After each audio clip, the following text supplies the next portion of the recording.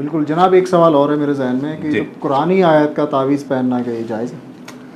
ذیشان صاحب ایک بات تو یہ سمجھ لیجئے کہ قرآن پڑھنے کے لیے آیا ہے، ذالک الکتاب لا ریب فیہ ھدی للمتقین، یہ ہدایت کی کتاب ہے۔ لوگوں نے کہا شفا بھی ہے، قرآن شفا بھی ہے، لہذا اس شفا کو گلے میں ٹانگ لو۔ تو میں کہتا ہوں کہ شفا تو شہد میں بھی ہے، قرآن مجید میں ہی آتا ہے نا کہ شہد میں شفا ہے، کیونکہ شہد کی بوتل کو گلے میں لٹکانے سے شفا مل جائے گی؟ کبھی بھی نہیں ملے گی۔ شفا اس صورت میں ملے گی جب شہد کو کھایا جائے گا۔ اسی طرح قرآن کو گلے میں لٹکانے سے شفا نہیں ملے گی، قرآن کو پڑھنے سے اور قرآن کو سمجھنے سے شفا ملے گی۔ ذیشان صاحب میرا خیال ہے آپ ان کے تعویذ کو کاٹ کے نیکی کا کام آپ خود کریں۔ زبردست، ماشاءاللہ۔ دیکھیں یہ سب بدعقیدگی کی چیزیں ہیں، جب انسان ان تعویذوں کے چکر میں پڑتا ہے تو اس کا عقیدہ اللہ رب العالمین سے ہٹ کے اسی پر اٹک جاتا ہے۔